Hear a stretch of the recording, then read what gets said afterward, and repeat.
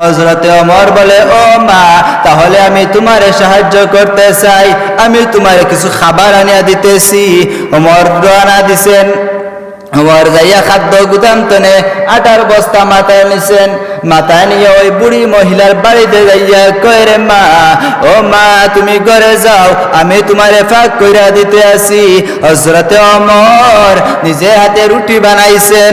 রুটি তাও দিয়া ওই মহিলাকে ডাক দিয়া কয়, রে মা, ও মা, চলে আসো, তোমার সন্তানদেরকে লইয়া তুমি এই খানাটা খাও, এই রুটিটা খাও। যেদিন তোমার আটা শেষ হবে, ও মা, ওই দিন আমার খবর দিও। ও মা, আমি আইসা তোমারে আবার দিয়া দেব। ওই মহিলা বলে, ও বাবা দাঁড়া, তোরে আমি কি চিনি না, তুমি কি, তোমার কোনো পরিচয় আমার দেও নাই। ও বাবা, তোমার জন্য আমি একটা দোয়া করি, ও বাবা, তোমার জন্য একটা দোয়া করি। আল্লাহ পাক বলে, রে আল্লাহ, ও আল্লাহ, আমাদের দেশে আমি শুনেছি হযরতে ওমর নাকি দেশ চালাইতে আছে। ও আমার আল্লাহ, আপনি ওই ওমর নামাইয়া যদি ওই যুবককে সিংহাসনে বসাইতা, আমার মনে হয় আমাদের দেশের মানুষ না খাইয়া থাকতো না।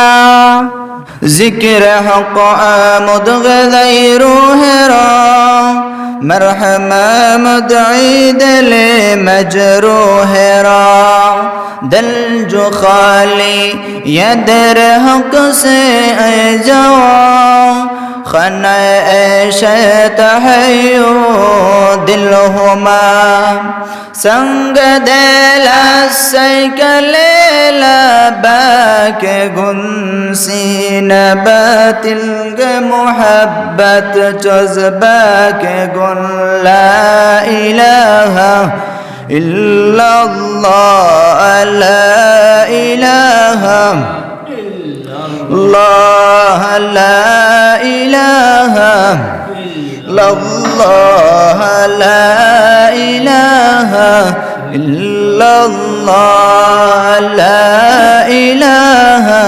इल्लल्लाह ला इलाहा इल्लल्लाह। हाते करो हातेर कम, पाए करो पाएर कम, हाते करो हातेर कम, पाए करो पाएर कम।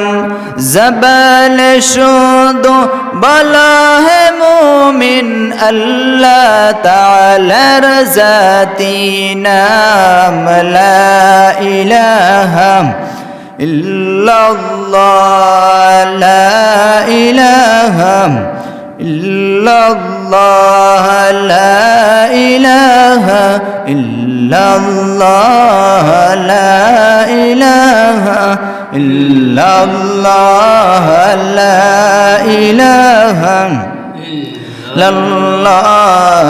मुस्लिम फिक्र उक़बा कर, अगर शबन उक़बा कर, मुस्लिम फिक्र उक़बा कर, अगर शबन उक़बा कर। कह ला इलाहा इल्लल्लाह ला इलाहा इल्लल्लाह ला इलाहा इल्लल्लाह ला इलाहा इल्लल्लाह ला इलाहा इल्लल्लाह। अल्लाह अल्लाह अल्लाह अल्लाह अल्लाह अल्लाह अल्लाह अल्लाह अल्लाह अल्लाह अल्लाह अल्लाह ला इलाहा इल्लल्लाह मुहम्मदुर रसूलुल्लाह ला इलाहा इल्लल्लाह मुहम्मदुर रसूलुल्लाह सल्लल्लाहु अलैहि वसल्लम। জিব্রাইল আলাইহিস সালাতু ওয়াস সালাম চলে আসছেন সাগরের মধ্যে চলে আইসা ওই আগুনটা একবার দুইবার তিনবার চুবানে দিছেন, 2-3 বার চুবানে দিয়ে আদমকে নিয়ে দেওয়া হয়। ও দুনিয়ার মুসলমান শোনো, ওই আগুন দিয়ে আজকে তুমি পাক করতে আসো, আজকে তুমি খানা খাইতে আসো পাক করিয়া। যদি আদম আলাইহিস সালাতু ওয়াস সালাম এই আগুনটা যদি না দিতেন, দুনিয়ার মধ্যে আল্লাহ রাসূল বলেন দুনিয়ার মধ্যে কেউ পাক করে খাওয়ার মতো কিছুই থাকতো না, দুনিয়া সব পুরা সারখার হয়ে যাইত। ও মুসলমান, এই কারণে জাহান্নামের আগুন আল্লাহ রাসূল বলেন 1বার নয় 2বার নয় 1000 2000 নয় 3000 বছর এই আগুনটারে তৈরি করা হয়েছে। সর্বপ্রথম ছিল আগুন লাল। আল্লাহ পাক বলেন হ্যাঁ ফেরেশতারা হবে না, আবার তোমরা আগুনটা আরো বাড়াও, আগুনটা আরো তোমরা করো, আরো কড়া করো। তখন আগুনটা হয়ে গেছে সাদা। আল্লাহ পাক বলেন ও ফেরেশতারা হবে না, আরো প্রয়োজন, আরো তাপ বাড়াও। তখন আগুনটা হয়ে গেছে কালো। এই তো হয়ে যাইতে আছে। ওমর একটু আগায়া গেছে, আগায়া যাইয়া দেখে ওই পাত্রের মধ্যে ওই মহিলা পানি এবং পাথর ফাঁক করতে আছে। হযরতে ওমর বললেন ও মা, তোমার এইগুলা ফাঁক করো কারণটা কি? ও মা, তোমার ঘরে কি খানা নাই? ওই মহিলা কই রে ও বাবা, কি তোমার তো আমি চিনি না, তুমি কে আমি তোমারে চিনি না। আজকে কয়েকটা দিন হয়ে গেছে আমার ঘরে কোনো চুলায় আগুন ধরে না, আমার ঘরে কোনো খানা নাই। হযরতে ওমর পরিচয় দেন না। হযরতে ওমর বলে ও মা, তাহলে আমি তোমারে সাহায্য করতে চাই, আমি তোমারে কিছু খাবার আনিয়া দিতেছি। ওমর রানা দিছেন। ওমর যাইয়া খাদ্য গুদাম তনে আটার বস্তা মাথায় নিছেন। মাথায় নিয়ে ওই বুড়ি মহিলার বাড়িতে যাইয়া কয় রে মা, ও মা তুমি ঘরে যাও, আমি তোমারে ফাঁক কইরা দিতে আসি। হযরতে ওমর নিজে হাতে রুটি বানাইছেন, রুটি তাও দিয়া ওই মহিলাকে ডাক দিয়া কয় রে মা, ও মা চলে আসো, তোমার সন্তানদেরকে লইয়া তুমি এই খানাটা খাও, এই রুটিটা খাও। যেই দিন তোমার আটা শেষ হবে ও মা, ওই দিন আমারে খবর দিও। ও মা, আমি আইসা তোমারে আবার দিয়া দেব। ওই মহিলা বলে ও বাবা দাঁড়া, তোরে আমি কি চিনি না, তুমি কি, তোমার কোনো পরিচয় আমারে দেও নাই। ও বাবা, তোমার জন্য আমি একটা দোয়া করি, ও বাবা তোমার জন্য একটা দোয়া করি। আল্লাহ পাক গেট বলে রে আল্লাহ, ও আল্লাহ আমাদের দেশে আমি শুনেছি হযরতে ওমর নাকি দেশ চালাইতে আছে। ও আমার আল্লাহ, আপনি ওই ওমর রে নামাইয়া যদি ওই যুবককে সিংহাসনে বসাইতা, আমার মনে হয় আমাদের দেশের মানুষ না খাইয়া থাকতো না।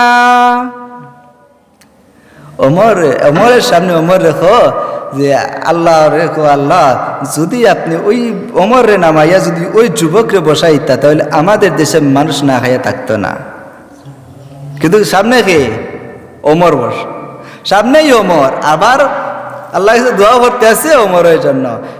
এরপরে ওমর রে হইতেছে হে বাবা শুনো, কিয়ামতের ময়দানে আল্লাহ পাকের আদালতে দাঁড়াইমু, আমি দাঁড়াইয়া আল্লাহ পাকের কাছে ওই ওমরের বিরুদ্ধে আমি অভিযোগ করবো, আমি না খাইয়া আছি, একটা বার ওই ওমর আমার খবর রাখলো না, আমার খবরও নিল না, এই কথাগুলা বলতে আছে। আর ওমরে কোনো পরিচয় এখনো দেয় না। ওমর চলে গেছে, তার আর সবাই চলে গেছে।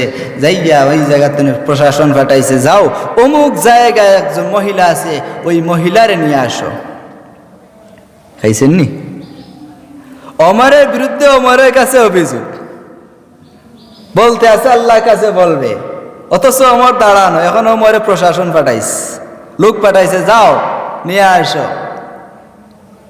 প্রশাসন গেছে ওমরের দরবার তনে গিয়া ওই মহিলাকে বলে ও মা চলে আসো, তোমারে আমরা নিতে আসছি। ও মা, আমাদের ওমর আপনাকে খুঁজ করতে আছে, চলে আসো। ওই মহিলা চিন্তায় পড়ে যায়, গতকালকে যে যুবক আসছিল হয়তো ওই যুবক ওমরের কাছে গিয়া বলে দিছে, এখন তো আমার আর উপায় নাই, হয়তো ওমর আমার মাথা নিয়ে নিবে। ওমরের বিরুদ্ধে যে অভিযোগ যতটুকু আমি বলছি করব, আল্লাহ পাকের কাছে যে দোয়া করছি, হয়তো আজকে আর আমার উপায় নাই।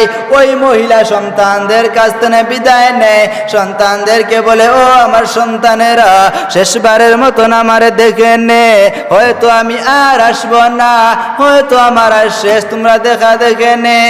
কারণ ওমর আমারে খবর দিছে, ওই ওমর হয়তো আমার আজকে আবার মৃত্যুদণ্ড দিয়া দিবে।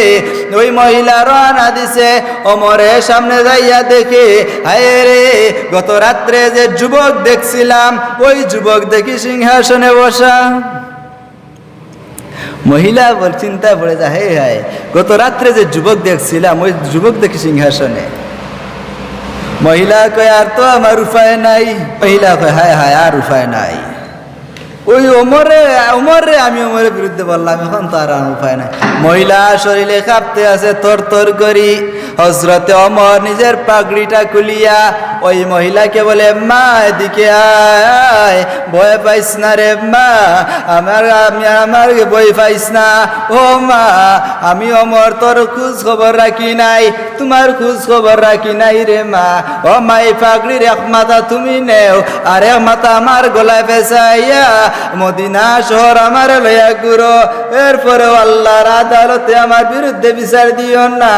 ও মহিলারে বলে, আর চোখের পানি ফালাই ফালাই কান্না করে। ওই সময় মহিলা কয়, রে ওমর, আমি তোমারে চিনতে পারি নাই, আমি তোমারে চিনতেও পারি নাই, আমারে মাফ করে দাও, আমি তোমারে মাফ করে দিলাম। দেখেন তাদের ভিতরে তাকওয়া, যে মহিলা আমার বিরুদ্ধে আল্লাহ পাকের কাছে বিচার দিয়া দিবে, আমার তার উপায় নাই, আমার তো কোনো উপায় নাই, বাঁচতে পারবো না। আর আমাদের ভিতরে কেমন তাকওয়া আছে, সাহাবায়ে কেরাম কেমন ভয় করতেন, ওই হযরতে ওমর ছিলেন যেই সাহাবী, হযরতে ওমর জান্নাতি প্রাপ্ত, জান্নাতি টিকেট প্রাপ্ত সাহাবী হযরতে ওমর। ওই ওমর কেমন ভয় করতেন আল্লাহকে কেমন ভয় করতেন। রমজানের ঈদের দিন হযরতে ওমর হুজরার ভিতরে বসা, দরজা বন্ধ করে কান্নাকাটি করে। ওই সময় আল্লাহ রাসূলের আরেকজন সাহাবী আবু হুরায়রা আসতে আসে ওমরের কাছে। ওমর রে আয়েশা কয়, রে ওমর, চলো ঈদগার ময়দানে যাই, নামাজ পড়তে যাই, আজকে আনন্দের দিন, খুশির দিন। ওমর বলে, ও সাহাবী, ও ভাই, তুমি যাও, আমি যাব না। বলে, কেন যাইবা না? বলে, আমি রমজানের রোজা রাখছি, আমি সেহরি খাইছি, ইফতার করছি, তারাবি পড়ছি, কোরআন পড়ছি, আমি রাত্রে ইবাদত করছি, যদি এইগুলা কবুল না হয় আমি যাইয়া লাভ নাই। আমরা বলতে পারবো না যে আমরা যে রোজা রাখছি আমরা কবুল হয়েছে করি, বলা যাইবে? আমরা তো ঈদগাহ গেছি না। ওমর বলে, আমার যাইয়া লাভ নাই। আবু হুরায়রা কয়, ও ওমর, শুনো, আল্লাহ রাসূল বলছেন যে রোজা না রাখবে সে যেন ঈদগাহে না যায়, তুমি তো রোজা রাখছো। বলে, তারপরও আমি যাব না। বলে, চলো। বলে, না ওমর, তুমি তো জান্নাত প্রাপ্ত সাহাবী, তাহলে এত টেনশন কিসের? জান্নাত প্রাপ্ত সাহাবী, তোমার এত টেনশন কি? আর আমরা যদি পাইতাম পারে গরু উতরিলাম, হলো না? এবার সুখিত মানুষ হয়ে গেলাম, জান্নাত পাইছে, আর কিছু টেনশন, যা হামলা মামলা যা সব তো আমরা করবো, টেনশন নাই। ওমর রে বলে, ওই সাহাবী আবু হুরায়রা কয়, রে ওমর, তুমি তো জান্নাত প্রাপ্ত সাহাবী, তোমার এত কিসের ভয়, কিসের এত টেনশন, চলো। ওই সময় ওমর বলে, ও ভাই শুনো, যে মাওলা আমারে জান্নাত প্রাপ্ত দিছে, জান্নাত সার্টিফিকেট দিছে, ওই মাওলা যদি আমার গুনার কারণে ওই মাওলা আমার জান্নাত ক্যান্সেল করিয়া জাহান্নামও দিতে পারে। ওমর বলে যে আল্লাহ আমার জান্নাতের টিকিট দিয়া দিছে, ওই আল্লাহ আমার গুনার কারণেও আমার জাহান্নামও দিতে পারে। তাদের ভিতরে কেমন ভয়, কেমন তাকওয়া। এখানে আল্লাহ পাক বলেন, ইয়া আইয়ুহাল্লাযীনা আমানুত্তাকুল্লাহ, হে ঈমানদার তোমরা তাকওয়া অন্তরে ঢুকা, আমি আল্লাহরে ভয় কর, হাক্কা তুকাতি, ভয় করার মতন কর। ও মুসলমান, তাকওয়া এমন একটা জিনিস, যদি তোমার ভিতরে না থাকে পরিপূর্ণ মুসলমান হইতে পারবা না। তুমি নামাজ পড়বা অথচ তোমার ভিতরে তাকওয়া নাই।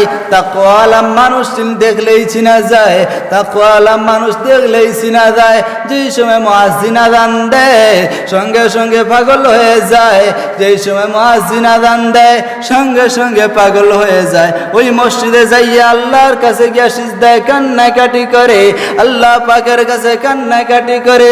কোন সময় সে গুনাহের কাজ যদি সামনে আসে, সেই জায়গা থেকে ফিরে আয়, যে কোনো কাজ করতে যায় তখন টেনশন থাকে, এই কাজে আমার আল্লাহ নারাজ হবেন কিনা, এই কাজে আমার আল্লাহ খুশি হবেন কিনা।